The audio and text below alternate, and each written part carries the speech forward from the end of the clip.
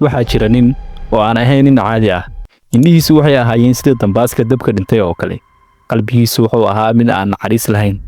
Wuxuuna lahaa himilo, taasoo ahayd inuu dunida xukumo ama uu gubo. Waxa aynu ka hadlaynaa waa Genghis Khan, ninkii isku magacaabay boqorka boqorada. Hal heesihiisii ugu caansanaa waxaa ka mid ah: waxaan ahay ciqaab oo Alle u soo diray dhulka. Maxaad samaysay heer oo Alle igu kaa ciqaaba aniga? Asalaamu calaykum, soo dhawaada saaxiibayaal muuqaalkeena maanta. Waxaynu uga hadli doonaa taariikhda Genghis Khan min bilow ilaa iyo dhammaad. Fadlan haddii aad nagu cusub tahay, inagu soo biir oo ka mid noqo asxaabta nagu xiran si aysan kuu dhaafin barnaamijyada aan halkan ku soo baahin. Genghis Khan waxa uu dhashay sanadii 1162 meel u dhow buuraha Khinti ee waqooyiga Mongolia. Magaciisa markii uu dhashay wuxuu ahaa Temujin. Sababta magaca loogu bixiyay waxaa la sheegaa maadaama aabihiis uu qabsaday nin cadow ah oo la oran jiray Temujin, taasoo astaan u ahayd guusha. Aabihiis wuxuu ahaa hogaamiye ka tirsan qabiilka Borjin, mid ka mid ah qabiilooyinka Mongolia. Laakiin nolosha Temujin ma aysan noqon mid sahlan. Markii uu yaraa ayuu aabihiis u dhintay sun la siiyay xilli uu safar ahaa.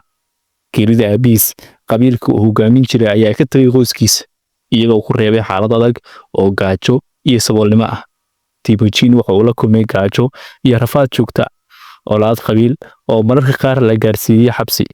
Dagaalo uu la galay walaalkiis si uu u hanto hogaaminta qoyska. Laakiin wuxuu ahaa nin adkaysi iyo aragti dheer leh.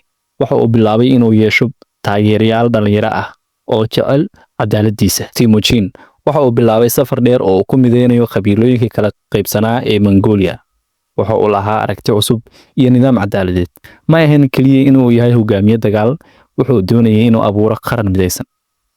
Temujin waxa uu joojiyay qabyaaladii lagu kala takoori jiray dadka. Waxa uu dhiirigeliyay in la isku daro qabiilada kala duwan ee lagu saleeyo kartida.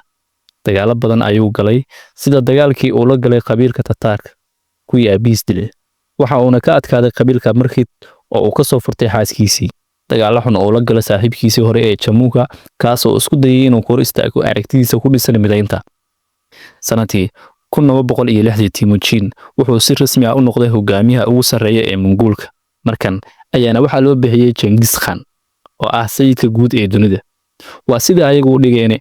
Genghis Khan waxa uu weeraray Shiinaha, gaar ahaan boqortooyadii Qin. Wuxuuna adeegsaday ciidan degdeg ah oo fardooli ah, dagaal maskaxeed, yacni propaganda iyo cabsigelin xukuma jiraan. Markii uu qabsadayna waxa uu bilaabay inuu nidaam maamul ka dhiso. Duulaankii dunida Muslimka uu ku qaaday Genghis Khan markan waxa uu jeestay dhanka galbeed. Waxa uu weeraray boqortooyadii Khwarezmiya, waa dhulka hadda loo yaqaan Iran, Uzbekistan iyo Turkmenistan. Sababta weerarka waxay ka dambeysay markii boqor Khwarezmi ah oo dilay ganacsata Mongool ah, taas oo Genghis Khan u arkay arrin ceeb weyn ku ah haddii uusan ka falcelin. Sidoo kale wuxuu weerar ku qaaday galbeedka Yurub iyo Ruushka. Waxa uu diray ciidan uu hogaaminayo mid ka mid ah raggii ugu adkaay ciidankiisa. Wuxuuna weerar ku qaaday waqooyiga Qowqaas, qaybo ka mid ah Ruushka, ilaa xuduudaha bariga Yurub. Intii uu ku guda jiray duulaankii Shiinaha, Genghis Khan waa uu xanuunsaday, waxa uuna dhintay sanadii 1227. Aaskiisa waxaa la sheegay in meydkiisa la qaaday si qarsoodi ah. Dadkii aadsana dhammaantood in la dilay, lamana yaqaan ilaa iyo maanta halka uu ku jiro meydkiisa. Arrintan oo ah mid sir ah, laakiin dalka Mongolia waxa uu dhisan taalooyin badan, waana mid aad u caan uga ah. Haddaba saaxiibayaal, guud ahaanba muuqaalkeennii maanta halkan ayaynu ku soo gabagabaynaynaa. Haddii aad nala soo gaartay ilaa iyo dhammaadka, fadlan inagu soo biir oo ka mid noqo asxaabta nagu xiran. Asalaamu calaykum waraxmatullahi